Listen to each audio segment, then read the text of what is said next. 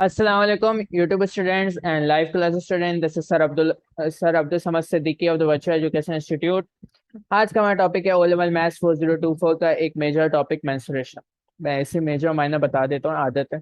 तो major topic ये मतलब उन 5 बड़े टॉपिक्स में से आते हैं जो मैंने आप लोगों को बताया था सबसे पहली क्लास में। इंपॉर्टेंट होते हैं ये topics.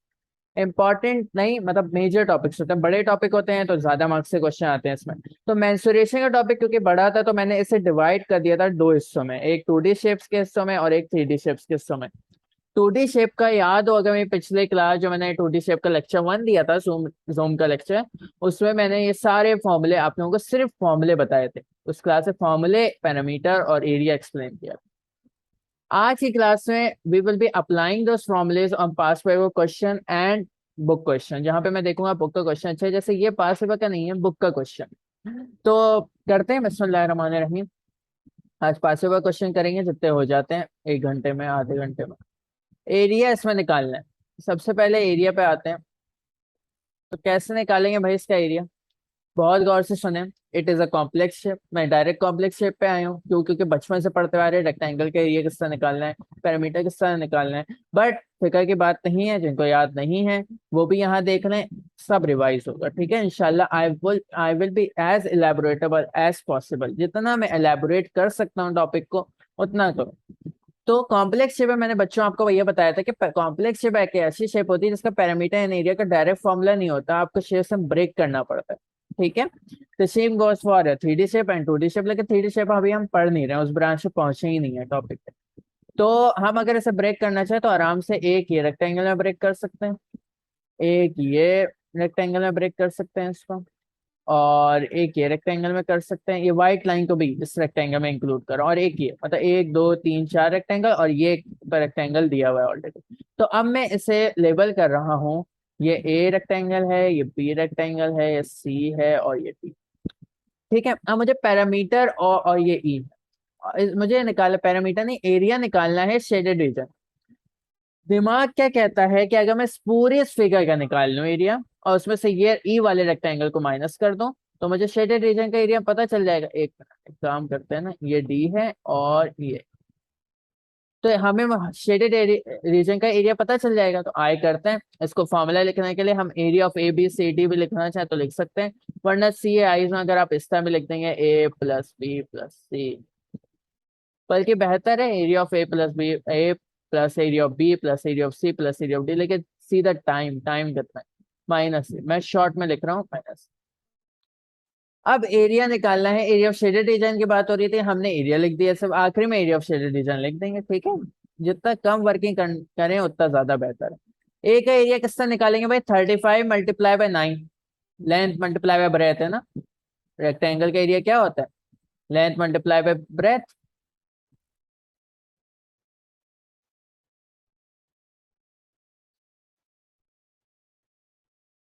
Length multiply by breath. तो हम यहाँ पे ए का एरिया किस तरह निकालेंगे? लेंथ क्या है भाई इसकी? 35 है, ब्रेथ क्या है इसकी? 9।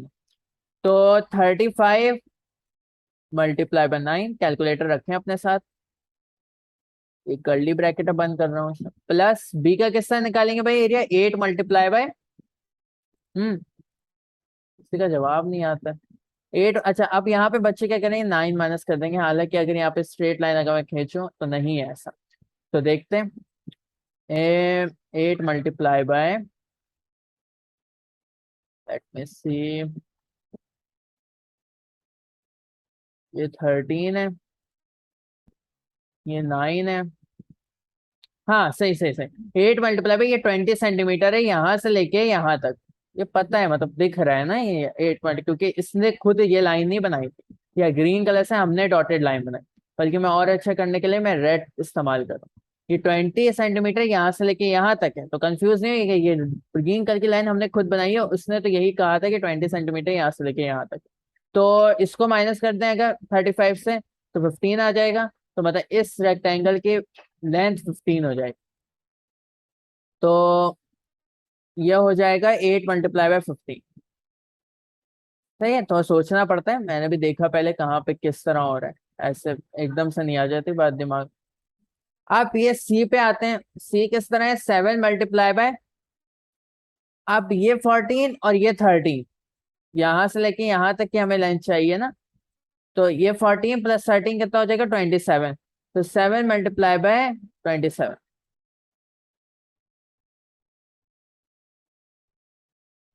और डी की अगर बात करें, डी कहाँ है भाई, ये रहा।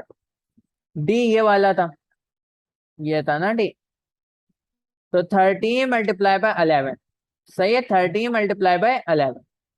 इसकी लेंथ 13 है और ब्रेथ 11। ठीक है भाई, ये हो गई बात इसकी a plus B plus C plus D. अब ई क्या है, ये तो बहुत आसान है, कम ऑन 9 मल्टीप्लाई बाय 12 है बस। तो 9 मल्टीप्लाई बाय 12 कर लें। -9 मल्टी, सब में मैंने लेंथ मल्टीप्लाई बाय ब्रेथ का फॉर्मूला यूज किया। Nothing here is a rocket science. ठीक है, अब जल्दी से आप कैलकुलेटर लें, खुद करना चाहें बच्चे कर ले, लेकिन अभी मैं बेसिक टॉपिक पे फोकस कर रहा हूँ। 315। अच्छा, इसको करने का तरीका क्या है कैलकुलेटर से? क- आपका जो है ना एग्जामिनर ये चेक करता है, उसके बाद क्या करना है मैं बताता हूँ। 2 मिनट।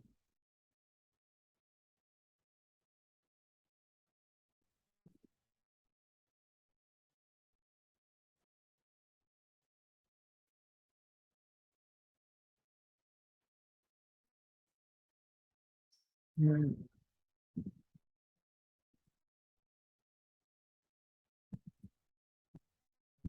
अरे भाई, लेट मी सी। मैं कैलकुलेटर ढूंढ रहा हूँ ताकि आप लोगों को और अच्छे से समझ आ जाए। कैलकुलेटर कैलकुलेटर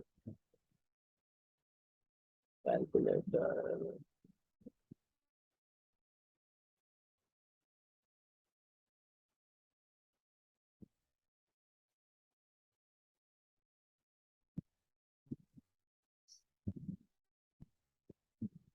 हाँ, ये एफएक्स नाम है इसका। ठीक है। अच्छा भाई, तो ये कैलकुलेटर अभी नजर आएगा, 2 मिनट सब्र करें। मैं आप लोग कैलकुलेटर पे साथ साथ इस्तेमाल करना सिखाऊंगा, तो इससे परेशानी की कोई बात नहीं है। कैलकुलेटर किस तरह इस्तेमाल करेंगे, थोड़ा सा तो वर्किंग दिखानी पड़ती है ना। तो कैलकुलेटर इस्तेमाल करने का तरीका ये है, स्क्रीन ये वाली देखिएगा, ठीक है। 35, 35 मल्टीप्लाई बाय 9, ठीक है, प्लस 8 मल्टीप्लाई बाय 15, और प्लस 7 मल्टीप्लाई बाय 27, ठीक है, प्लस 13 मल्टीप्लाई बाय 11। ब्रैकेट लगाना नहीं भूलिएगा, वरना गड़बड़ेशन हो सकती है ना, गड़बड़ हो सकती है। तो इसको बस इज इक्वल टू दबाएं। 767 आ रहा है। वेरी वेल, 767 आ रहा है भाई। 767 बस, और कुछ नहीं है। एक एक को मल्टीप्लाई करके नहीं लिखेगा, ये बड़ा मुश्किल 3 मार्क्स का सवाल है। 2 मार्क्स से 3 marks. 9 multiply by 12। 9 multiply by 12 से जबानी कर लें। -108। जिनको नहीं पता भाई उन्हें कैलकुलेटर दिखा देता हूँ। 9 मल्टीप्लाई बाय 12, ठीक है, 108। 108 लिखा है, सही है। और फिर उसके बाद 767 -108 कर दे, तो हमें एरिया निकल जाएगा शेडेड रीजन का। तो एरिया ऑफ शेडेड रीजन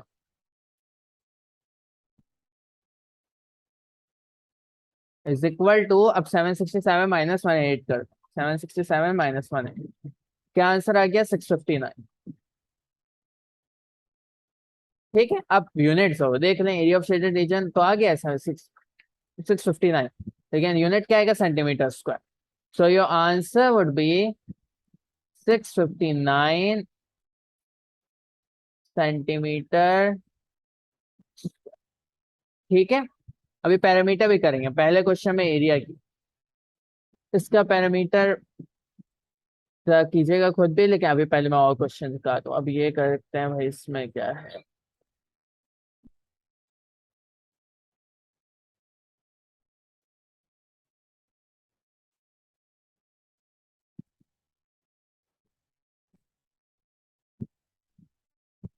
अच्छा, अब ये वाला क्वेश्चन है।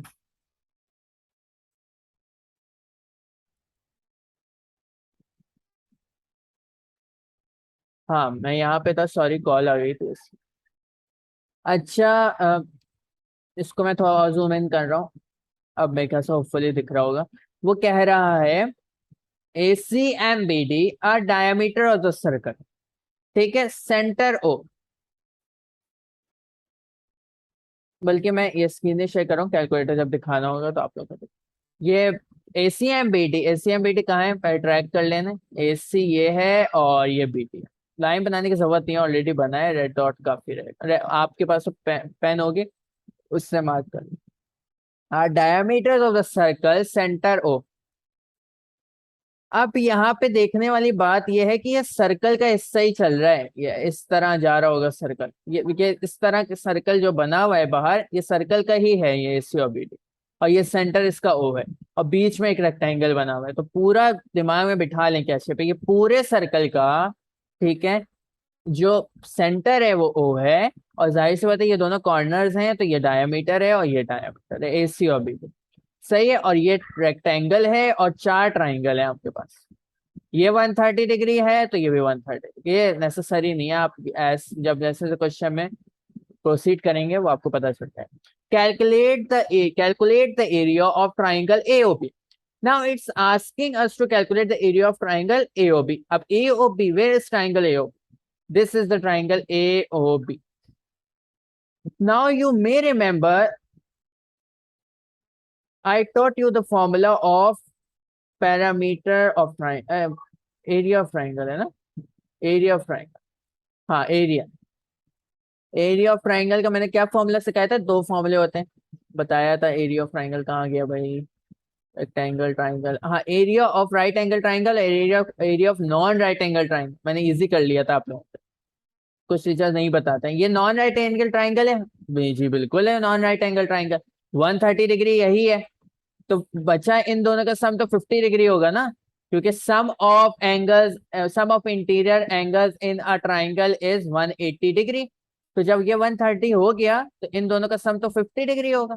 इससे 90 तो हो ही नहीं सकता सवाल ही। अगर एक भी 90 हो गया इनमें से, अव्वल तो दिखने से ही नहीं लग रहा, CI ऐसा नहीं करता कि बिल्कुल ही आपको दिखे नहीं। हाँ ये आपको दिख रहा है, ये 90 है, तो अंदाजा रखिएगा 90 का, अंदाजा होना चाहिए 90 का। सर्कल में मसला होता है, लेकिन ये तो ट्राइंगल है ना, सर्कल में 90 आप तसव्वुर नहीं कर सकते जब तक वो 90 दिया ना हो उसने, और कोई थ्योरम ना लग रहा हो। तो यहाँ पे एक भी 90 हुआ तो क्या होगा? 220 बन जाएगा सम। तो 220 बन जाएगा तो मसला वहां खराब हो जाएगा। 180 का सम होता है इंटीरियर एंगल्स एंड ट्राइंगल का। तो इसलिए हमें पता चल गया this is not a right angle triangle. Right angle triangle मतलब होता है कोई एक एंगल ट्राइंगल में 90 डिग्री। तो यहाँ पे हम ये वाला फॉर्मूला लगाएंगे, area of non right angle triangle 1/2 into base into height into sine theta. अब यहाँ पे एक बात याद रखें कि अलबत्ता आप यहाँ पे ये लिखोगे, मैं थोड़ा सा पतला पेन ले लूँ, बहुत मोटा पेन। अलबत्ता यहाँ पे ये लिखोगे एरिया ऑफ ट्राइंगल। ट्राइंगल इस तरह बना सकते हो CAI इसमें, केमिस्ट्री और फिजिक्स में नहीं। फिजिक्स में भी बना सकते, केमिस्ट्री में नहीं, क्योंकि डेल्टा ले लेगा वो, लेकिन मैथ्स में बना सकते। ट्राइंगल लिख लें तब भी बहुत अच्छी बात। 1/2 into base into height into sine theta. मतलब बेस पूरा नहीं लिखने की जरूरत है, B और H लिखने की जरूरत है, कोई गलत नहीं करे। फिर इज इक्वल टू डालें, बिल्कुल सेज में इस तरह करना है बच्चों, ठीक है। स्कूल वाले डिमांड कर सकते हैं एक एक स्टेप की, लेकिन मैं CI इसके तरीके से समझा रहा हूँ। 1/2, बेस क्या है इसकी? बेस क्या है भाई कोई बच्चा? AC 12 है बच्चों, AC ये पूरा जो है ये 12 है। वेट,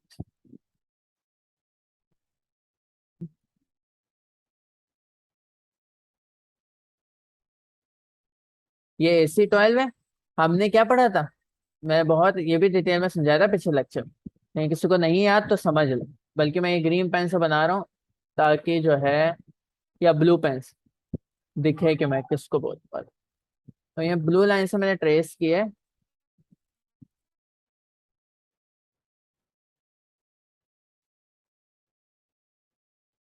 Wait, लग, हाँ अब सही। हमने क्या पढ़ा था? मैं देखिए बिल्कुल बेसिक पढ़ा, हालांकि ये सब पढ़ा चुका हूँ लेकिन रिपीट करवा रहा हूँ, बच्चों का याद ना हो तो। सर्कल, मैं अगर यहाँ से लेके यहाँ तक डायमीटर है, उसके बीच में सेंटर होगा ही होगा, जैसे यहाँ पे केस है एसी के साथ। तो सेंटर से सरकमफ्रेंस तक, सेंटर से सरकमफ्रेंस, डायमीटर की क्या डेफिनेशन बताई थी, जो मैंने अपनी जबान में बताई थी आप लोगों के अंडरस्टैंडिंग के लिए, कि सरकमफ्रेंस के दो पॉइंट को ज्वाइन कर रही हो, कि स्ट्रेट लाइन है डायमीटर के, स्ट्रेट लाइन ऐसी स्ट्रेट लाइन है जो सरकमफ्रेंस के दो पॉइंट्स को कनेक्ट कर रही हो, दो पॉइंट्स को ज्वाइन कर रही हो with a straight line which passes through the centre. और रेडियस का क्या बताया था, कि सेंटर से कोई भी लाइन सरकमफ्रेंस के एक पॉइंट तक, सेंटर से कोई भी लाइन सरकमफ्रेंस तक के एक पॉइंट, मतलब सेंटर से सरकमफ्रेंस तक, सेंटर से सरकमफ्रेंस, ठीक है। जबकि डायमीटर की स्ट्रेट लाइन होगी जो दो पॉइंट्स को टच करेगी सरकमफ्रेंस में, रेडियस एक पॉइंट को टच करेगा सरकमफ्रेंस। लेकिन डायमीटर की क्या खसूसियात होंगी, एक तो स्ट्रेट लाइन होगी, सरकमफ्रेंस के दो पॉइंट को टच करेगी, प्लस वो सेंटर से पास होगी। अगर ये तीनों चीजें मिल रही हैं, that means it's a diameter. लेकिन इस बात को ध्यान रखना चाहिए, ज्यादा मुनासिब कनेक्ट करना वाला लफ्ज नहीं रहेगा, आप लोग शायद ना भी समझ पाओ। डेफिनेशन छोटी सी है डायमीटर की, लेकिन मैं इससे इलेबोरेट करूँ कि कभी कभार बच्चे कंफ्यूज है। अगर मैं ए के पॉइंट को बढ़ा दूं और सी के पॉइंट को भी बढ़ा दूं, then it's not a diameter, क्योंकि डायामीटर का स्टार्टिंग पॉइंट पे सरकमफ्रेंस पे होगा और एंडिंग पॉइंट पे सरकमफ्रेंस पे। तो अगर हम थोड़ी सी मॉडिफाई कर लें डेफिनेशन को और अब बताएं क्या होगा बच्चों पे, diameter is a straight line which has its starting, दोबारा सुने मेरी जबान पर से, diameter is a straight line which has its starting point and ending point at the circumference of the circle and passes through the center। ठीक है, मैं एक काम करता हूँ, इसका डेफिनेशन लिखवा देता हूँ। Diameter is a straight line which passes through the center of the circle and has its starting and ending point on the circle। मैंने इसलिए बताया, बच्चे कंफ्यूज भी हो जाते हैं कि सर ये आगे तो बढ़ रही है लेकिन कनेक्ट तो कर रही है दो पॉइंट्स, तो मेरी वो डेफिनेशन कंफ्यूजिंग भी हो सकती है, इसलिए मैंने ये डेफिनेशन, इसमें कोई ऐसी कसर नहीं है जो डायमीटर की कोई कंडीशन ना अप्लाई। फिर से पढ़ रहा हूँ, diameter is a straight line में passes through the center of the circle and has its starting and ending point on the circumference of the circle। ठीक है, radius is a line which starts from the center of the circle and ends on the circle। मतलब कहीं से भी centre से कोई line जाए circumference तक, वो रेडियस कहलाए। और रेडियस मैंने ये भी बताया था, यहाँ एक और चीज इंक्लूड कर रहा हूँ, diameter is two times the radius. ठीक है, 32 कहाँ से आ गया, टू टाइम्स द रेडियस। तो यहाँ पे भी यही हो रहा है। अब ए ओ जो है वो डायामीटर का हाफ है, क्योंकि रेडियस है, हमें दिया हुआ था एसी 12 सेंटीमीटर, तो ये कितना बन गया 6 सेंटीमीटर, तो ये भी 6 है। और जाहिर सी बात है भाई, ओबी भी इज अ रेडियस, ओबी कोई और अलग चीज थोड़ी है, क्योंकि क्योंकि बी डी डायमीटर था, तो ओबी भी तो रेडियस है, तो ये भी 6 होगा। साइन थीटा बहुत इजी है, मैंने कहा था जो दो बेस और हाइट ले रहे हैं उसके दरमियान का है। आपने ये वाली बेस ली या इसको हाइट ली, जो भी आपने लिया, और ये एक बेस लिया और एक हाइट लिया, उसके दरमियान का एंगल हमें ऑलरेडी गिवन है 130। सही है भाई, और इसका निकाल लें अब, 2 मार्क्स से ये सवाल था। लेकिन एक्सप्लेनेशन मैंने देखें अच्छी खासी दिया था कि आपको कोई कसर नहीं रह जाए कि कोई ऐसी चीज जो नहीं आ रही हो, मतलब आप बिल्कुल कोरे भी बैठे हैं तो कर लें। 13.7888, यहाँ पे ऐसे ही लिखेंगे, लगेगा कि सर इतना काम क्यों करवा रहे हैं, लेकिन ऐसे लिखा 13.788 सेंटीमीटर, उसका यहीं पे यूनिट डाल दें, कोई ऐसा गुना नहीं है। और यहाँ पे 3 सिग्निफिकेंट फिगर में लिखे हैं, तो 13.78 को क्या लिखेंगे 8। क्योंकि 7 के बाद 8 है, ये 3 SF में आ गया। Very well done. Calculate the area of sector AOD। AOD। अच्छा, मैं रब कर रहा हूँ चीजें, उसकी रीजन ये है कि AOD दिखे ना, AOD दिख ही नहीं रहा।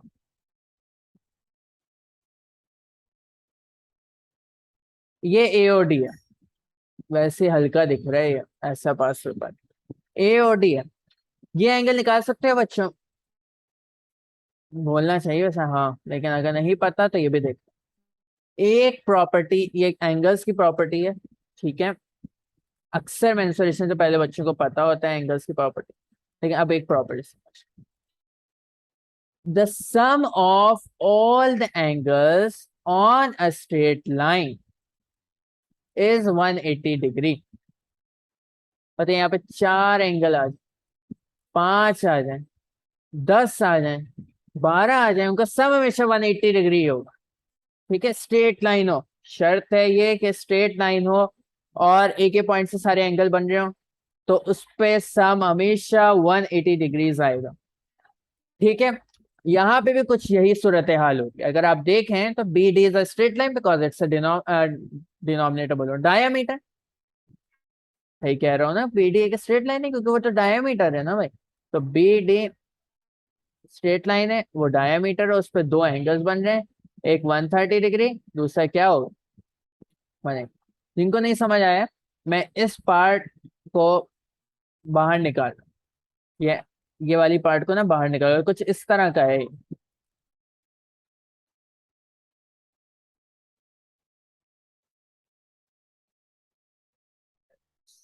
ये तेरा, और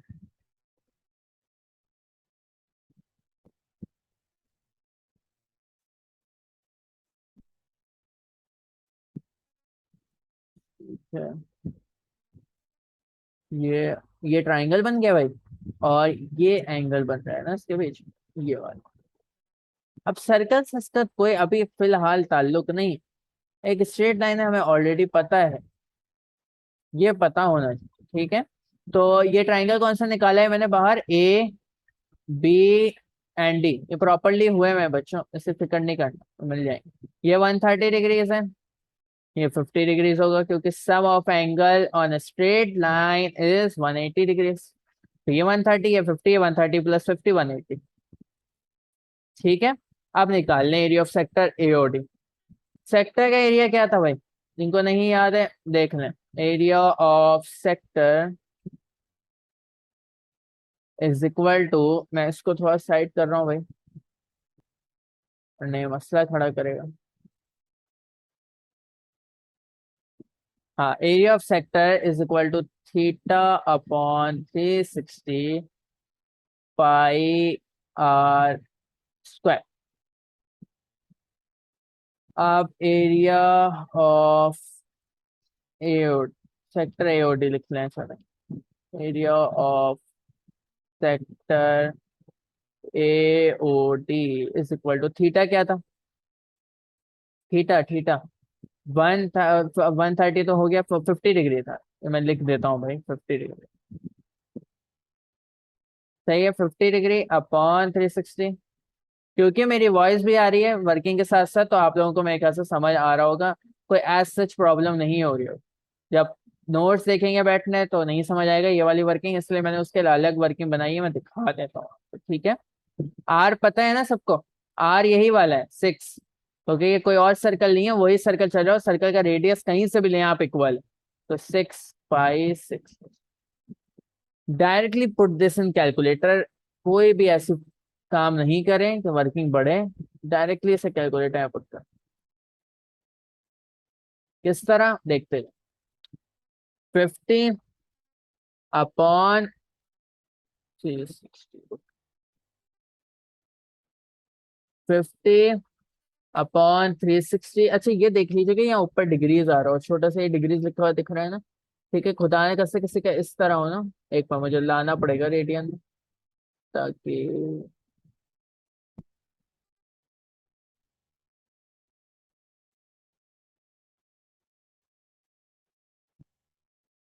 अगर इन केस ये इस तरह लिखा हुआ आर आ रहे ऊपर, तो अभी आप लोगों के स्टेज पे बस यूं समझ लें, ऐसे शिफ्ट दबाएंगे, 9 दबाएंगे, 3 दबाएंगे, इज इक्वल टू दबाएंगे, AC दबाएंगे, बस ये कर दीजिएगा, एंगल यूनिट से परेशान नहीं हो। अब डी आ रहा है ऊपर लिखा, नॉट, चीज नॉट।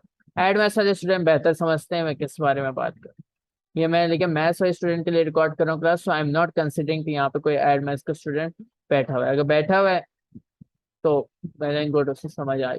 ये पाई लिखा, शिफ्ट दबा के एक्सपोनेंट एक्स, ठीक है, एक्सपोनेंट एक्स वाले बटन को दबाया, पाई, ब्रैकेट लगाए, 6 लगाया और स्क्वायर लगाया। बिल्कुल एग्जाम में भी इसी तरह करना है, P2 में। P1 में तो वर्किंग दिखानी पड़ेगी ना, कैलकुलेटर तो होगा नहीं। 5 पाई आ रहा है, 5 पाई लिख दे, कोई इशू नहीं है, 5 पाई लिख दे। एरिया ऑफ सेक्टर AOD क्या हो जाएगा,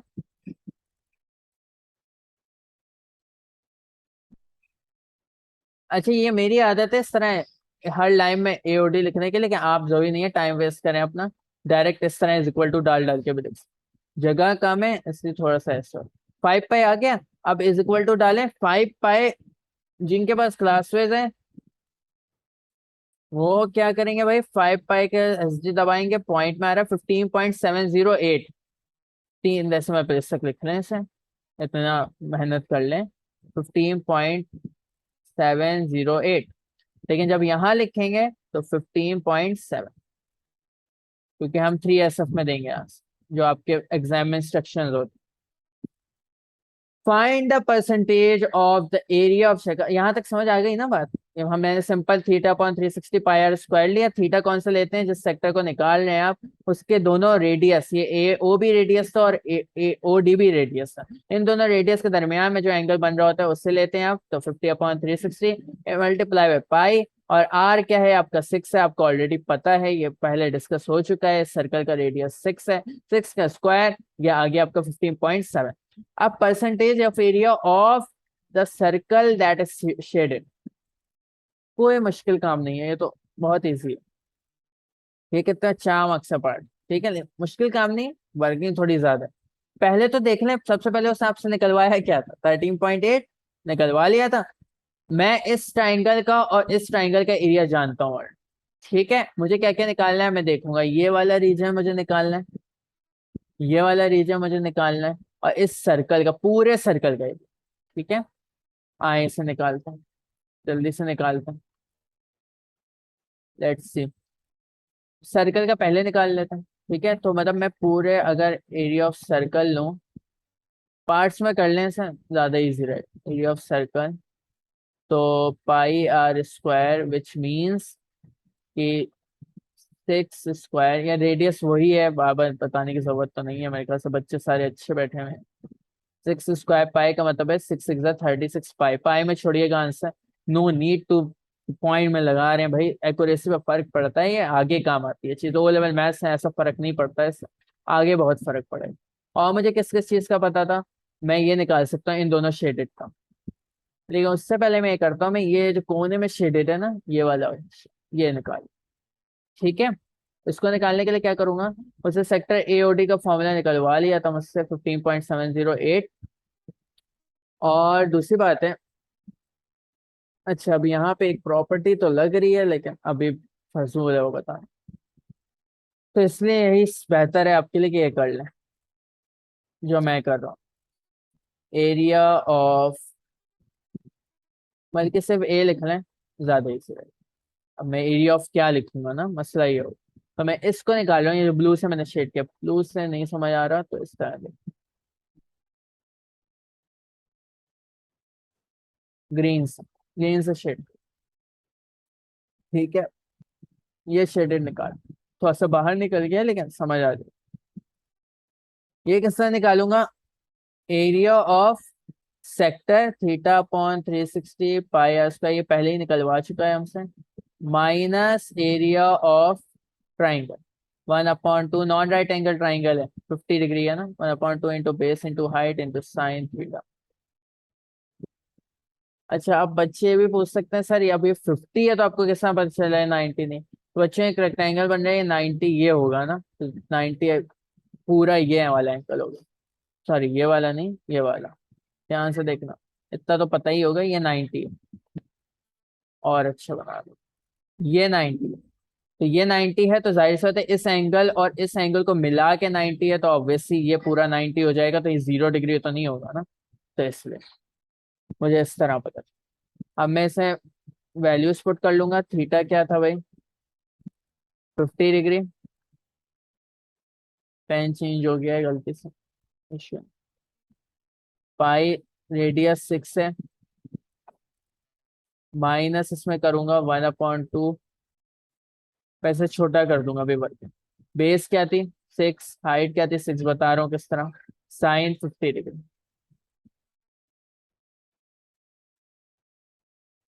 अच्छा भाई, इस वर्किंग को थोड़ा सा मिनिमाइज कर लेता हूँ।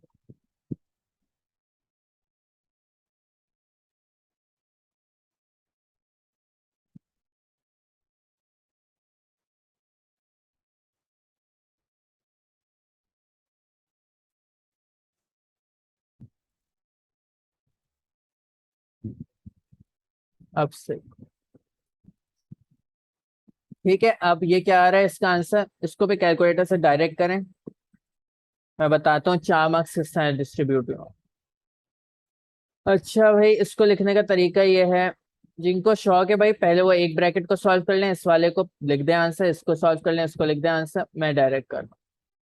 और कोई मसले का काम नहीं है, ये देखना डायरेक्ट। लेकिन ये सिर्फ P2 में करेंगे, P1 में कैलकुलेटर नहीं होगा, तो आपको मजबूरतन भी पूरा करना है। 6 का स्क्वायर, तो मल्टीप्लाई लगाते हैं यहाँ पे, क्योंकि कैलकुलेटर नहीं समझेगा। Multi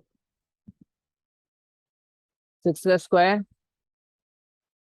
minus 1/2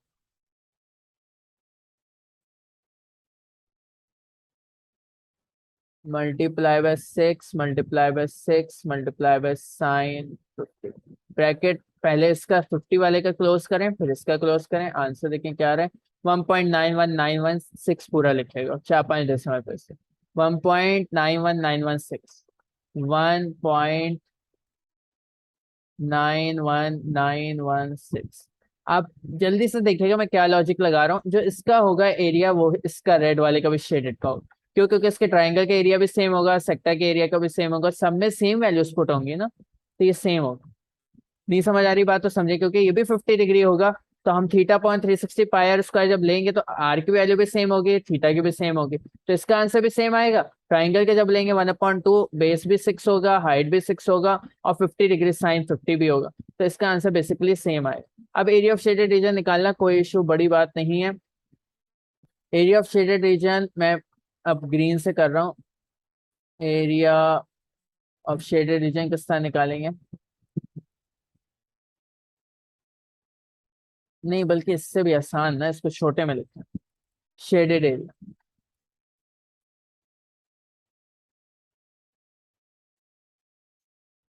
shaded area.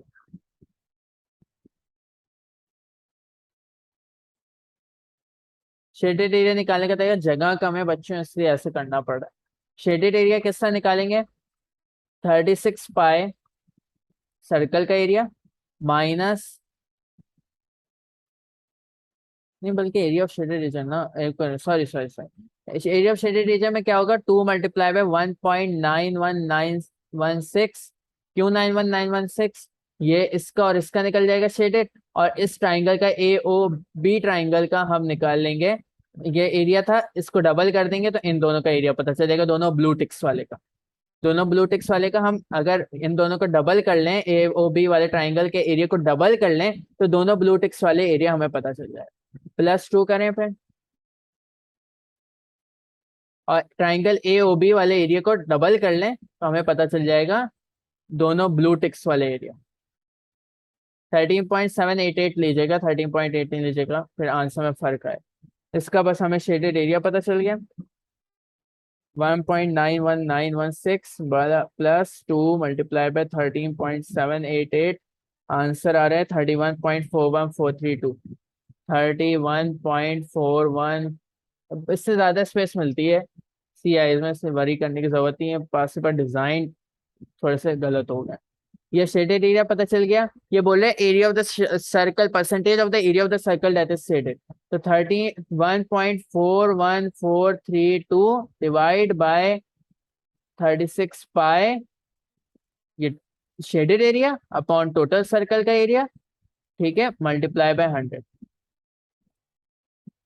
तो निकल जाएगा परसेंटेज शेडेड एरिया। क्या आंसर आ रहा है जल्दी से देखना। 31.41432 डायरेक्ट पुट कीजिएगा कैलकुलेटर में, 36 पाए मल्टीप्लाई बाय 100, 27.776।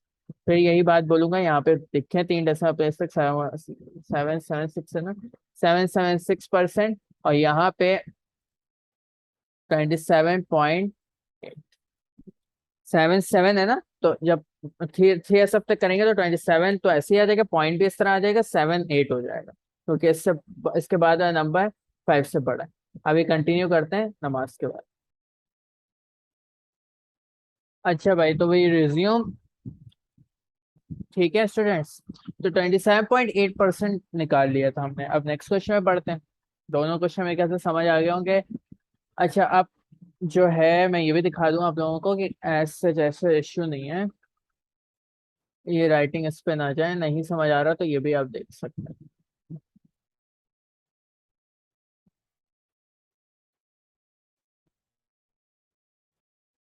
तो अगर आप लोगों को जैसे नहीं ये वाली राइटिंग नहीं समझ आई तो ये देख लें, ये भी मैंने बहुत अच्छे से किया।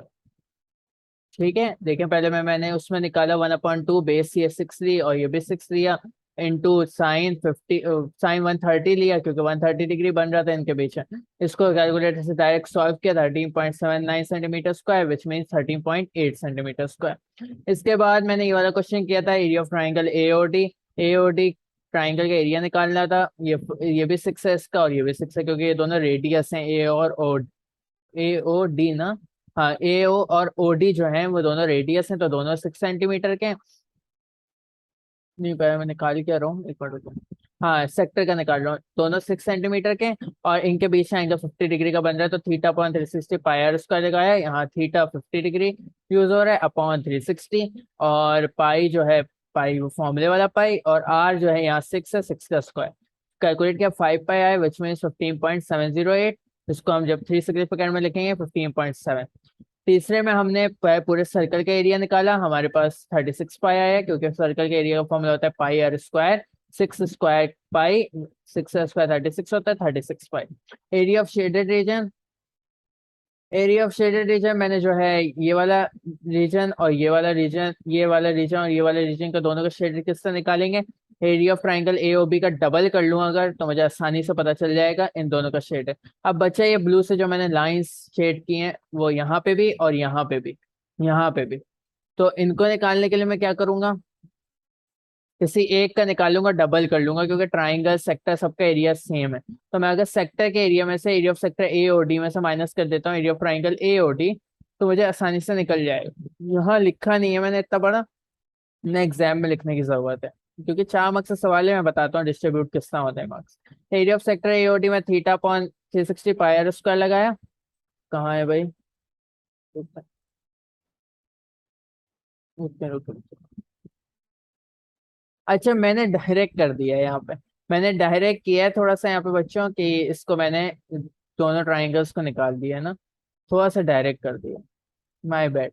5 पाई किस तरह आया है, गुड क्वेश्चन। 5 पाई ये वाला 5 पाई, ठीक है, तो इसमें मैंने 5 पाई में से माइनस कर दिया है ट्राइंगल को, और उसी में डबल कर दिया है, प्लस भी कर दिया, तो ये शेडेड निकल गया। ये देखें, इसका रीजन का 2 × 13.179, ये दोनों शेडेड है इसके, ठीक है, ये ग्रीन लाइन से जो की, इससे 2 × 13.79 पता चल रहा है। और ये जो 5 पाई ये पूरे सेक्टर का है, इस पूरे एओडी सेक्टर का है, इसमें से ट्राइंगल का माइनस किया 1/2 इंटू 6 इंटू 6 इंटू साइन 50, तो मुझे ये पता चल गया, और जब मैंने इसे 2 से मल्टीप्लाई किया ये दोनों पता चल, ठीक है, फिर इनको प्लस किया, एरिया ऑफ शेडेड रीजन पता चल गया। हमें निकाला था area of shaded reason percentage of circle कितना शेड हुआ है, तो मैंने एरिया ऑफ शेडेड रीजन लिखा अपॉन जो वो है सर्कल का एरिया है कंप्लीट, और मल्टीप्लाई बाय 100 किया, हमारे पास आंसर आ गया 27.7 है, ठीक है। और ये sine A is equal to sine 181 ऐसा ये छोड़ देंगे अभी, फिर ट्रिग्नोमेट्री के बाद चली जाएगी।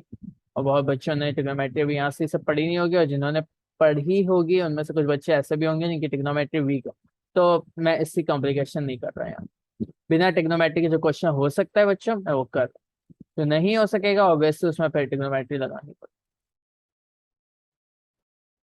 अच्छा, तो मैंने वैसे यहाँ पे ट्रिग्नोमेट्री के सवाल नहीं इंक्लूड किया, ठीक है। Calculate the area of the shaded, calculate the shaded area, बहुत इजी है ये शेडेड एरिया निकालना। सबसे बेहतर इसमें यह होता है, आप ये कर लें, शेडेड एरिया। थोड़ा सही कर लेते हैं, पिछले क्वेश्चन हमने बहुत बुरी तरह। Shaded area is equal to, एक बार कितने क्वेश्चन कर चुके हैं, देखा जाए तो देखें इससे भी समझ आ जाएगा।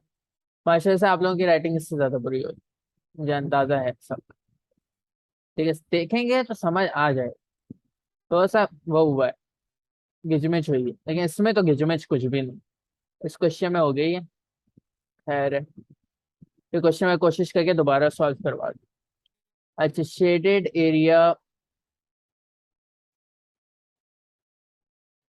अभी ऐसी राइटिंग में नहीं करता ना कि बच्चों को बाद में मसला। शेडेड एरिया निकालने के लिए क्या करेंगे, एरिया ऑफ सेक्टर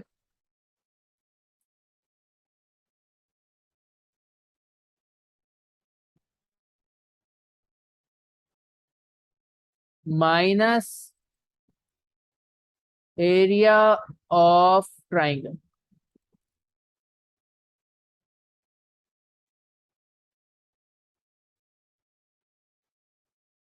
ठीक है,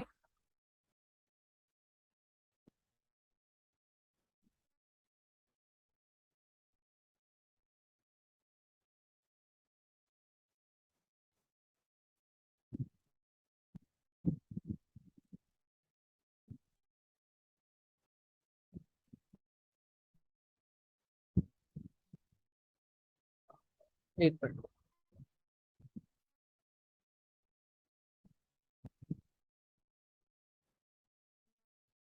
हाँ, area of sector minus area of triangle, जल्दी से देखें, इनके फॉर्मूले लिख रहा हूं मैं। शेडेड एरिया ये रहा भाई, shaded area is equal to area of sector. क्या होता है भाई, थीटा पर, मैं बार बार फॉर्मूले लिख रहा हूँ इसीलिए कि बच्चों को याद हो जाए। अब टू बी ऑनेस्ट, फॉर्मूले रटने से कभी याद नहीं होते हैं।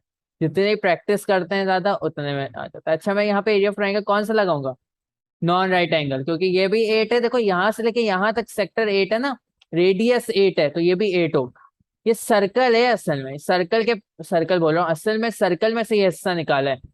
तो कोई ऐसी हैरानी की बात नहीं है, सेक्टर सर्कल में से ही निकालते हैं। बताया था, सर्कल में से कोई भी पीस निकाल ले पिज्जा पाई की तरह, जिसका दोनों एंग्लोज लाइन से वो रेडियस हो, ये भी रेडियस हो और ये भी रेडियस हो, वो सेक्टर कहलाता है। बताया था ये। तो ये भी 8 होगा तो ये भी 8 होगा, because they both are radius है। एक्चुअली यहाँ लिख भी दिया है उसने, रेडियस। ठीक है, तो 1/2 मल्टीप्लाई बाय, नहीं सॉरी, पहले फॉर्मूला लिख रहे हैं ना, base multiply by height multiply by sine theta. अब सर ये आप वो क्यों ले रहे हैं, ये सवाल भी आ सकता है, सर आप ये नॉन राइट एंगल ट्राइंगल वाला फॉर्मूला क्यों ले रहे हैं, non right angle area of non right angle triangle वाला फॉर्मूला। तो बच्चों यहाँ पे जब 70 हो गया, ठीक है 70 हो गया, यहाँ पे 90 कोई भी नहीं हो सकता ना बेसिकली, देखो दिख भी रहा है कि तो 90 नहीं हो सकता। सेकेंडली यहाँ पे एक चीज और देख लो, सेकेंडली जो है 8 और 8 दिया हुआ है, ठीक है। अब इन दोनों के बीच में 70 डिग्री है, ठीक है। तो 70 डिग्री हम यूज किस फॉर्मूले में कर सकते हैं, ये नॉन राइट एंगल ट्राइंगल। इससे हमारे पास एक सवाल आता है कि अगर राइट एंगल ट्राइंगल हो, ठीक है, और टाइम शॉर्ट हो, सही, मैं धीरे धीरे एक्सप्लेन कर रहा हूँ, टाइम शॉर्ट हो, 4 और 5, ठीक है, और ये एंगल आपको पता हो 20 डिग्री है, सही। तो इसमें आप कब टाइम जब शॉर्ट होगा ना, तब ये करोगे कि इसमें नॉन राइट एंगल ट्राइंगल वाला फॉर्मूला लगा दोगे थोड़ा से। क्यों, जब हम राइट एंगल ट्राइंगल वाला फॉर्मूला लगाते हैं तो हम इस वाली साइड को लेते हैं और इस वाली को, बेस और हाइट को लेते हैं। जब राइट एंगल ट्राइंगल वाला फॉर्मूला लगाते हैं, नॉन तो नहीं बोल दिया था मैंने गलती से, जब राइट एंगल ट्राइंगल वाला फॉर्मूला लगाते हैं राइट एंगल ट्राइंगल में, तो हम इसको बेस लेते हैं और इसे हाइट लेते हैं, या उल्टा कर लें, सॉरी, बेस नीचे वाला होगा ना, इसे हाइट लेते हैं, इसे बेस लेते हैं। बट अब हमें ये पता है, ये वाला पता है 5 है और ये पता है 4 है। तो इसमें आराम से नॉन राइट एंगल ट्राइंगल का फॉर्मूला लगा सकते हो। किस तरह? देख लो भाई, ये भी समझा देता हूँ। बेसिकली इस तरह देखो, बल्कि मैं इस क्वेश्चन को कर लूं फिर समझाता हूँ 4 और 5 वाला केस। तो शेडेड एरिया क्या हो जाएगा? अब ये क्योंकि 4 मार्क्स का है तो इसको डायरेक्ट नहीं करना, मार्क्स पे भी डिपेंड करता है ना, तो इसे डायरेक्ट करना मुनासिब नहीं। 4 मार्क्स का उन्होंने क्वेश्चन दिया है, तो मैं पेपर 2 का क्वेश्चन है, तो इसको इस तरह कर।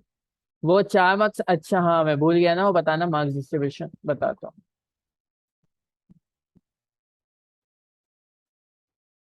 मार्क्स डिस्ट्रीब्यूशन बताना भूल गया हूँ, बाय मिस्टेक। अच्छा कैलकुलेटर नजर आ रहा है? हाँ आ रहा है। ठीक है। थीटा, अच्छा इसमें थीटा तो पुट कर दो। थीटा क्या है भाई यहाँ पे? 70 degree upon 360 multiply by pi, r जो है 8 का square, -1/2 multiply by 8 multiply by 8 multiply by sine 7।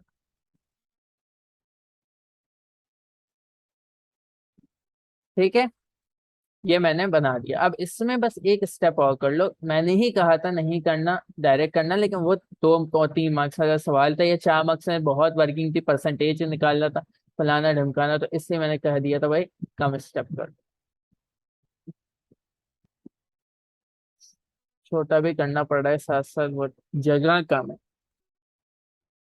अच्छा शेडेड एरिया में भाई फिर आ जाते हैं, शेडेड एरिया अब कैलकुलेटर का इस्तेमाल करते हैं।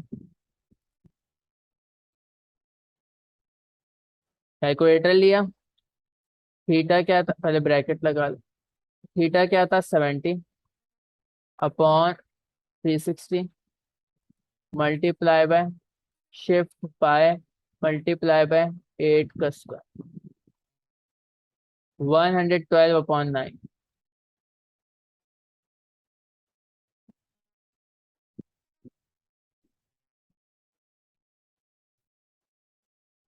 माइनस, ये पॉइंट में आएगा यकीन, 1/2 ब्रैकेट लगाना चाहे तो लगा लें, पिछले वाले में भी नहीं लगाते तो ऐसा सच कोई इशू नहीं होता।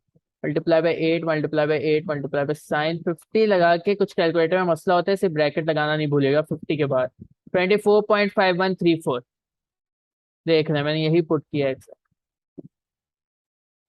तो 24.5134, 24.5134 माइनस कर दें भाई, शेडेड एरिया पता चल जाएगा।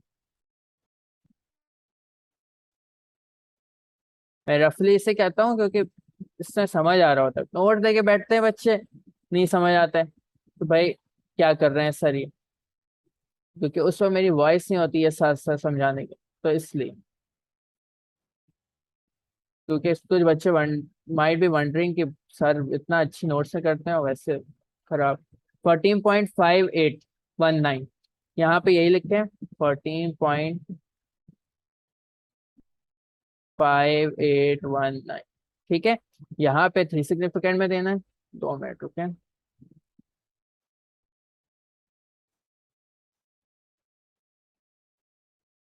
यहाँ पे 14.6 3 सिग्निफिकेंट।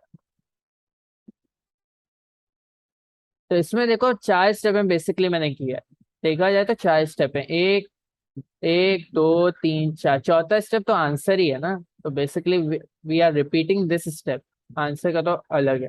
अच्छा अच्छा, आंसर का अलग नहीं है, एक मिनट रुको, मैंने एक चीज गड़बड़ कर, देखो बेसिकली यहाँ पे जो है ना, मार्क्स इनके होते हैं, पहला स्टेप फॉर्मूला लिख दिया 1 मार्क्स दे देते हैं, लेकिन it depends on the question, कभी कभी नहीं देते, ठीक है। और शेडेड एरिया में ये तो बहुत ही इंपॉर्टेंट है, इसका तो 1 मार्क्स पूरा होता है, 1 मार्क्स आंसर का होता है, ज्यादा बेहतर ये रहेगा ऐसे लिख लो, रेड पेन से। रुको, 1 मार्क्स ये होता है कभी कभार, लेकिन ये डिपेंड्स कभी कभार, और 1 मार्क्स ये, 1 मार्क्स यहाँ होता है, और इन दोनों स्टेप के मिला के 1 मार्क्स। ठीक है, तो बेसिकली इस तरह आपके मार्क्स डिवाइड होते हैं। तो आप अगर डायरेक्ट इस स्टेप के बाद इस स्टेप चले जाते हो, कभी कभार 4 मार्क्स मिल जाएंगे, कभी एग्जामिनर 1 मार्क्स काट भी सकता है। तो ऐसा होता है मार्क्स में, जब मार्क्स कम है। देखो इसमें वर्किंग कुछ भी नहीं थी, sector minus area of triangle करना था बस। तो इट डिपेंड्स। बेसिकली देखो हम इसको इस वर्डिंग में लिख रहे हैं ना, तो यहाँ पे ज्यादातर 90% कैसे, 1 मार्क्स इसका होगा, 1 मार्क्स इसका होगा, 1 मार्क्स इसका होगा और 1 मार्क्स इसका होगा।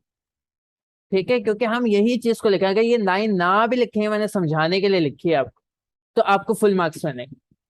ठीक है, ये लाइन ना लिखे, इससे वाजे हो रहा है ना, एग्जामिनर जब देखेगा हाँ भाई एरिया ऑफ सेक्टर, ये एरिया ऑफ सेक्टर है माइनस एरिया ऑफ ट्राइंगल, तो इसलिए मैं एक्सप्लेन करता रहता हूँ मार्किंग का बच्चों को।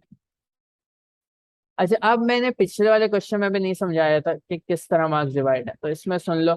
ये 4 मार्क्स का क्वेश्चन था, बल्कि रेड पेन।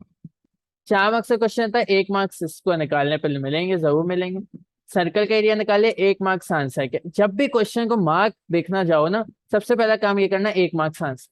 1 मार्क्स होते ही फिक्स है, 1 मार्क्स आंसर के, इस ब्रैकेट के अंदर सही आंसर लिखने के 1 मार्क्स। दूसरा मार्क्स परसेंटेज निकालना है। तीसरा मार्क्स ये निकाले, और चौथा ये। बहुत इजी मार्किंग, देखे तो बहुत इजी मार्किंग है। एक शेडेड रीजन निकालने पे, बल्कि शुरू से आते हैं, एक पूरे सर्कल का एरिया निकालने पे, एक शेडेड रीजन निकालने पे, एक परसेंटेज निकालने पे, और एक आंसर। फिर से बोल रहा हूँ। अच्छा, इस पे नहीं मिल रहा मार्क्स, मैं एक और चीज इलेबोरेट कर दूं कि इस पे तुम्हें मार्क्स नहीं मिल रहा। ठीक है, यहां तक अगर सही कर दिया, ये 1 मार्क्स मिल जाए। अब इस 1 मार्क्स को अवेल करने के लिए आंसर ब्रैकेट में तुम आंसर लिखो। यहां तक 1 मार्क्स, ये तो अपनी उसके लिए लिख रहे हो ना, और एग्जामिनर को दिखाने के लिए भाई 3 तक मैंने निकाला है। तो ये इस तरह आंसर डिवाइड होता है। दोबारा सुनना, नहीं समझ आया? 1 मार्क्स पूरे सर्कल के एरिया निकालने पे, 1 मार्क्स शेडेड रीजन निकालने पे, 1 मार्क्स परसेंटेज का फॉर्मूला और सब कुछ सही लगाने पे, और 1 मार्क्स आंसर। ठीक है, 1 मार्क्स ये फॉर्मूलेस लिखने पे, 1 मार्क्स इस वर्किंग पे, 1 मार्क्स इस वर्किंग पे, और 1 मार्क्स पे आंसर। तो बहुत आपको स्पेसिफिक ये आइडिया होना चाहिए, बच्चे को भी और टीचर जो पढ़ा रहे हैं उसको। नेक्स्ट क्वेश्चन पे आते हैं भाई। क्वेश्चन टाइम ले रहा है, लेकिन आप लोगों को बहुत अच्छे से समझ आ रहा है, believe me. It would be 7.518 है। 70/360 पाई r² 8 का स्क्वायर नहीं लिया था क्या?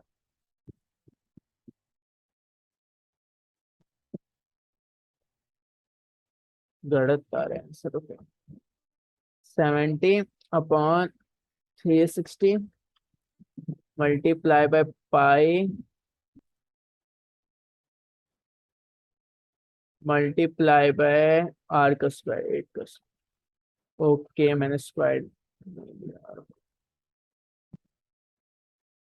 70/360 मल्टीप्लाई मल्टीप्लाई।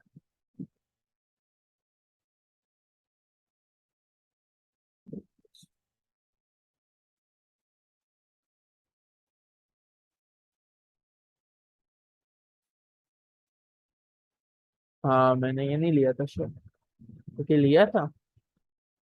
ठीक है, मैं बता रहे 112/9 पाए, और आना चाहिए फिर तो। ओके, मैं चेक करता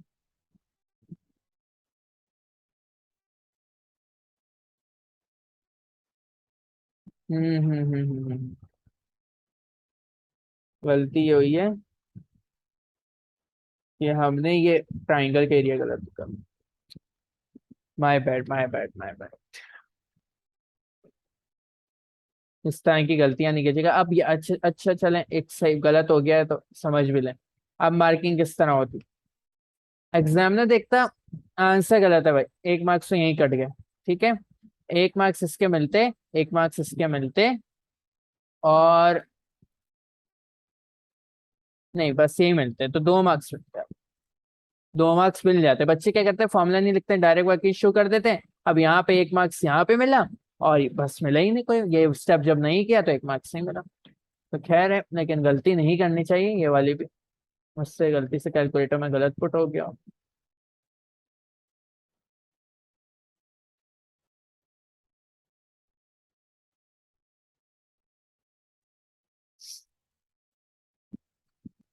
आ जाते हैं भाई, क्या आ रहा है answer? 30.07।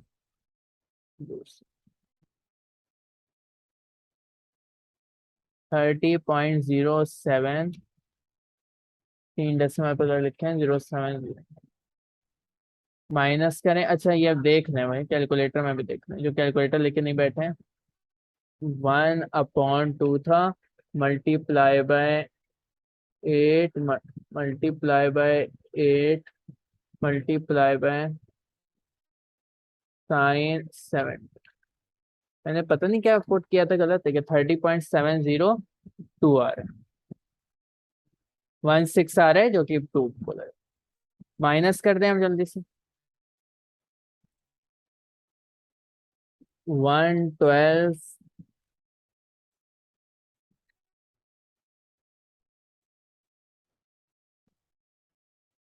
Upon 9 pi minus 30.0702। Answer क्या आ रहा है अब? 9। What is this? Eight. 8 into sin 70। अगर यही है तो 30.070, नहीं क्या रहा है? 9.025। सही होगा या मैंने फिर वहां कुछ गड़बड़ की? फिर मैं देखता हूँ।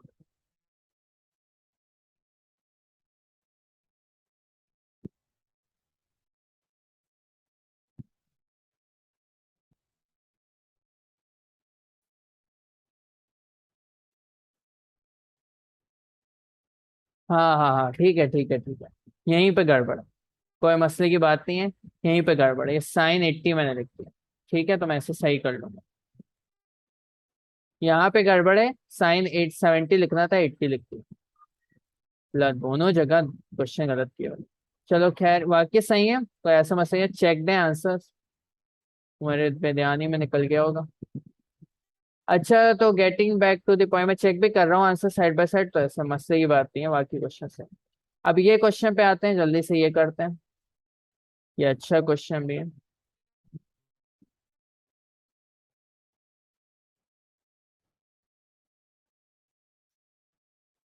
Most probably this would be the last question of today.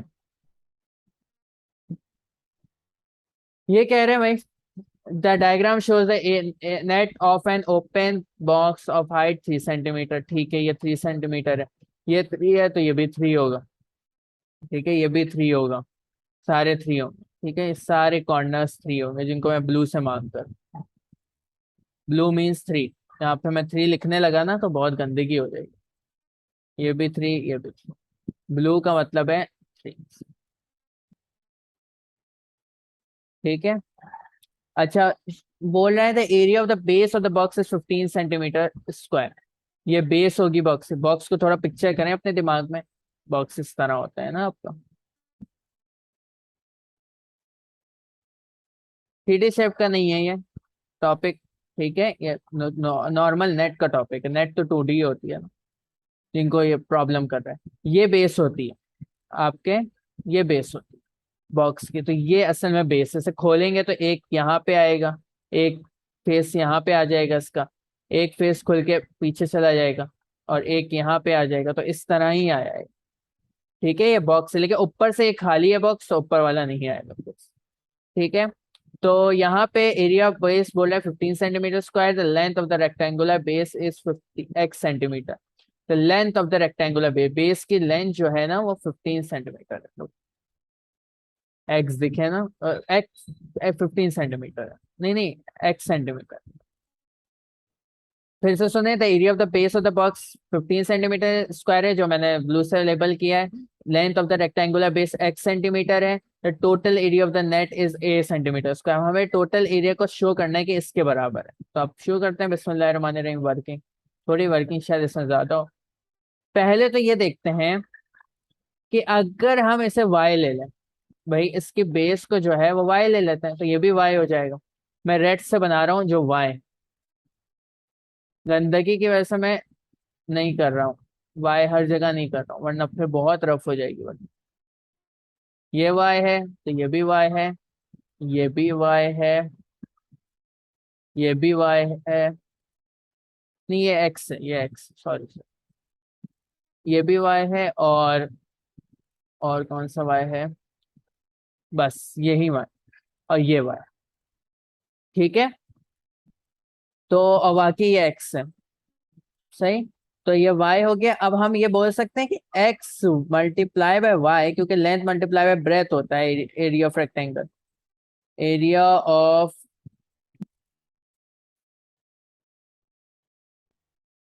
Rectangle जो है वो होता है लेंथ मल्टीप्लाई बाय ब्रेथ। इसे स्मॉल कर रहा हूँ भाई, करना पड़ रहा है। सही है। अब यहाँ पे जो एरिया ऑफ बेस है ना, मैं उसे एरिया ऑफ बेस लिख रहा हूँ। प्रॉब्लम क्या है पता है सबको यहाँ पे, कि मैं ए नहीं यूज कर सकता हूँ, ए ऑलरेडी कमिटेड है, total area of the next. तो x multiply by Y is equal to 15। बोला था ना अच्छा दोबारा सुने इस क्वेश्चन में, शायद गिजमिज हो गई। एक बॉक्स है जो ऊपर से कवर्ड नहीं है, ऊपर से खुला हुआ बॉक्स। तसव्वुर करें, मैं दे रहा हूँ 10 सेकंड दे रहा हूँ, तसव्वुर कर ले, या अगर कोई साइड वाइड में बॉक्स पड़ा हुआ है उससे ले ले। अब उस बॉक्स को जब खोला है ना इसने, तो एक उसका कवर यहाँ पे आ गया, एक इस तरफ, एक इस तरफ, एक इस तरफ, और ये बेस है बीच में जिसका एक्स उसने बताया है लेंथ है। ठीक है, अब मैं यहाँ बताना क्या चाह रहा हूँ, ये 3 इसकी हाइट थी, तो ब्लू वाली सारी हाइट है, ब्लू वाली सारी हाइट है, और ये वाई मैंने खुद से लिया कि भाई ये वाई जो है इसकी विड्थ है, क्योंकि कुछ तो रखना था ना, वाई रख लिया, या जेड रख लें जो मर्जी है। अब ये मैंने रेड से, ताकि वाई वाई वाई वाई हर जगह लिखूंगा एक गड़बड़ होगी, घोटाला हो जाएगा, तो मैंने वाई को जो है रेड कलर की लाइन से शो कर दिया। अब ये सारे जो रेड्स हैं वो वाई हैं, खुद देख सकते हैं, ये इसके सामने वाली साइड बराबर होगी, और ये इसके सामने वाली साइड बराबर होगी, दोनों ब्रेथ बराबर होंगे, और इसके सामने वाली साइड बराबर होगी। और ये ब्लू से जो है वो 3 है, क्योंकि ये भी 3 होगा, ये हाइट है ना, तो हर तरफ से हाइट सेम होगी, यहाँ से भी, यहाँ से भी, तो ये भी हाइट 3 होगी, ये भी हाइट 3 होगी, ये भी हाइट 3 होगी, ये भी हाइट 3 होगी, ये भी हाइट 3, सारी हाइट्स खुल के आ गई। तो ये हो गया। अब मैंने देखा एरिया ऑफ बेस क्या था, 15 सेंटीमीटर स्क्वायर था। तो मैंने एरिया ऑफ बेस क्या है, असल में तो रेक्टेंगल है, ये जो मैंने ब्लू से मार्क किया है, या आपको अगर फिर भी कंफ्यूजन हो रही है क्योंकि ब्लू से मैंने 3 भी मार्क किया है, तो और अच्छे कर देते हैं ऐसे। ये ग्रीन से कर, ग्रीन वाला बेस है, और बेस क्या है, रेक्टेंगल है, तो इसलिए अब बहुत इजी है समझना, ग्रीन से बेस था, तो x multiply by Y, actually इसका एरिया क्या आएगा, x मल्टीप्लाई बाय वाई है इसका एरिया, और एरिया की वैल्यू ऑलरेडी दी थी 15, तो 15 जो है वो x मल्टीप्लाई बाय वाई, ये एक पीस ऑफ फर्क है। Okay. ये एक पीस ऑफ फर्क है। अब दूसरी पीस, अच्छा यहाँ पे y को सब्जेक्ट बना लें, y को यहीं रहने दें, क्योंकि हमें x में चाहिए ना, ये 15 + 6x + 90/x, यहाँ पे y का तो कहीं जिक्र ही नहीं। तो y को अगर हमें सब्जेक्ट बनाऊं, मतलब y को अकेला करूं, तो y किसके बराबर हो जाएगा, x यहाँ मल्टीप्लाई हो रहा है, राइट हैंड साइड पे जाके डिवाइड हो जाएगा, 15/x, ये इक्वेशन 1 कहते हैं, या इक्वेशन पे भी काम हो। अब दूसरी part of working, total area of net बोल रहा है, टोटल एरिया ऑफ नेट, बहुत वर्किंग है इसके अंदर, तो पता ही 2 मार्क्स का दिया है इससे। चलो खैर, बेस हमें पता है 15 है, तो टोटल एरिया ऑफ नेट क्या हो जाएगा, 15 बेस, क्योंकि बेस भी आएगा ना, ये वाला रेक्टेंगल भी आएगा इसके अंदर। अच्छा मैं इसका लेबल कर लूँ, ये ए, ये बी, अलग क्लास।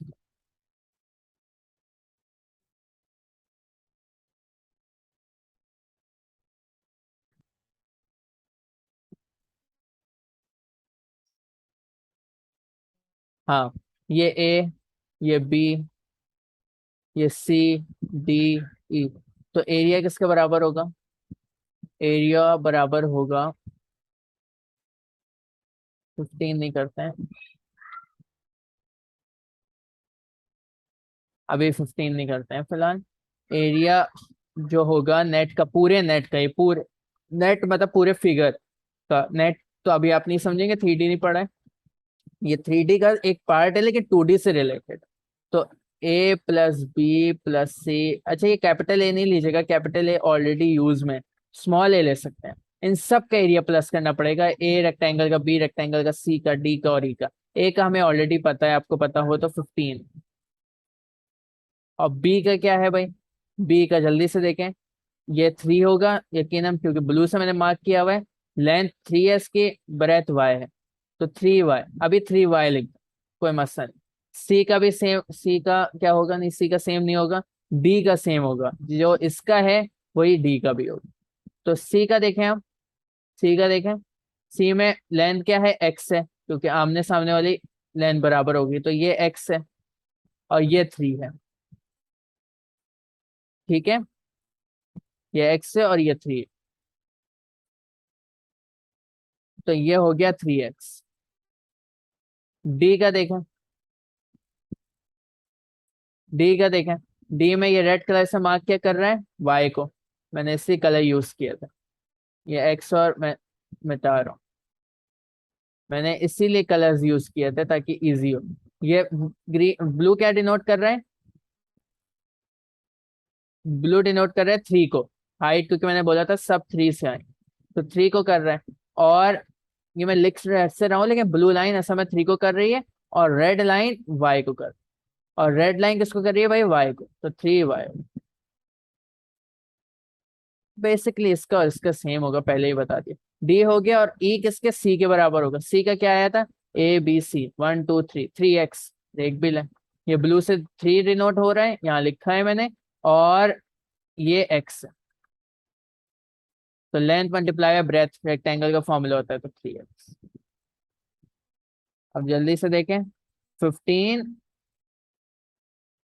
प्लस 3x क्या हो जाएगा, +6x, +6x, +3y, +3y, +6। Next easy है बहुत, आ गया पेन।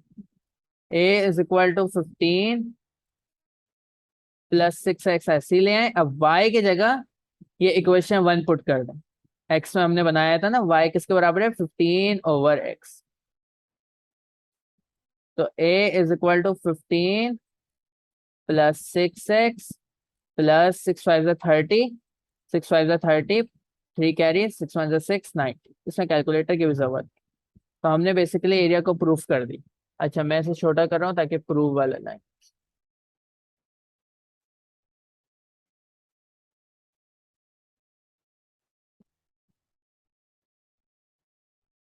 बहुत छोटा कर दिया, चलो। एरिया इज इक्वल टू ए, मतलब टोटल नेट का एरिया 15 +6x +90/x।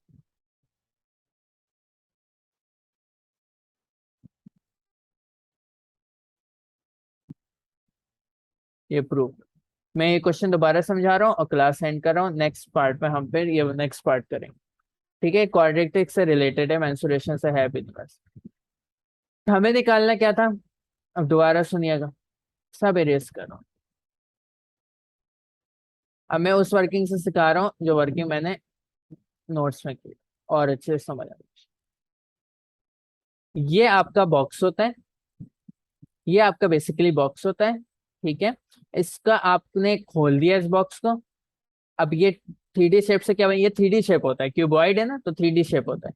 ये चेंज हो गया 2D शेप में। अब यहाँ पे एक 1 2 3 4 5, 1 2 3 4 5 रेक्टेंगल्स। ठीक है, मैंने इन्हें लेबल कर दिया A + B + C + D + E से। ठीक है, अब ए, स्मॉल ए जो मैंने यूज किया था, याद करें, मैंने कहा था कैपिटल ए, तो हमने उससे किया ना, total area of the net जो है वो a cm² है, लेकिन हम स्मॉल ए से डिनोट कर सकते हैं ये वाला एरिया जो बेस है। बेस को यूं समझ लें, मैं इसे लेबल भी कर देता हूँ ग्रीन कलर से। ठीक है, अब ये ग्रीन कलर वाला एरिया किससे निकाला, लेंथ मल्टीप्लाई बाय ब्रेथ। यहाँ पे लेंथ क्या है, x है, और ब्रेथ क्या है, y है, तो x मल्टीप्लाई बाय y हमने खुद लिया, y को सब्जेक्ट बनाया, x मल्टीप्लाई हो रहा था, लेफ्ट हैंड साइड पे जाके डिवाइड हो गया, और फिर हमने सब पलट के लिख दिया y is equal to 15/x। ये बन गई इक्वेशन 1। अब एरिया क्या था, a इज इक्वल टू, मैंने यहाँ डायरेक्ट किया क्योंकि वही स्पेस का मसला आ रहा था, 15 + 3y, लेकिन y की जगह हम क्या लिखेंगे 15x। तो ये सबसे पहले मैंने 15 ये ले लिया, ग्रीन कलर वाला एरिया जो मुझे पता था 15 बोला था ना उसने, एरिया ऑफ द बेस, और बेस ये होती है बॉक्स, ये ग्रीन कलर से यहाँ पे मार के और ग्रीन कलर से यहाँ पे। तो 15 ही हो गया, और 3y, y की जगह मैंने 15/x पुट कर दिया। 3y किसका है, इसका है, 3y इसका भी होगा और 3y इसका भी होगा। तो 3y plus 3y plus 3x किसका एरिया है, ये सामने वाले का 3 × x, और ये सामने वाले का भी 3 × x 3x। तो 3x प्लस 3x 6x, ये 3y कर लें, 3 × 15 45/x प्लस 45/x, 3 × 15 45 होता है, 15 एज इट इज आ गया। 15 plus 6x plus 45/x plus 45/x plus 90 होगा, क्योंकि डिनोमिनेटर सेम है, बस न्यूमरेटर्स को ऐड कर दें। 45 प्लस 45 90/x हमने शो कर दिया, वही सेम चीज आ रही। तो मैंने इसलिए ये क्वेश्चन को 2 दफा समझा दिया। इसके बाद 1-2 क्वेश्चन और हैं, ये 1 2 3 4 क्वेश्चन और हैं, वो इंशाल्लाह नेक्स्ट क्लास में करेंगे। So that's it for today. ठीक है, बहुत लंबी क्लास है ये, इसमें मैंने कितने क्वेश्चन करवाए हैं अल्लाह भला करे, वर्थ कितने मार्क्स के क्वेश्चन करवाए ये ज्यादा बेहतर है। मैंने इसमें ये 4 मार्क्स से सवाल, 4 6 8 12 16 और 18 मार्क्स के सवाल में आप लोगों को इतना टाइम लगा, क्योंकि प्रैक्टिस करवानी थी अच्छे से। तो that's it for today, Allah Hafiz. Hopefully you enjoyed the class. थोड़ी लंबी हो गई क्लास, लेकिन थोड़ा स्पीड बढ़ा दीजिएगा, 1.25x पे देख लीजिएगा। ये उन बच्चों के लिए है ये क्लास जो बिल्कुल ही वीक है, ठीक है, कोई शर्माने की बात नहीं है, मैं से बहुत बच्चे वीक होते हैं, तो उनके लिए है बेसिकली ये क्लास, उनको भी समझ आ जाएगा। जो फास्ट है वो 1.25x की स्पीड पर भी देखेंगे इस यूट्यूब वीडियो को, तब भी समझ आ जाएगा। तो सब्सक्राइब और शेयर और लाइक वो कर दीजिएगा चैनल को। This is, Allah Hafiz, have a nice day.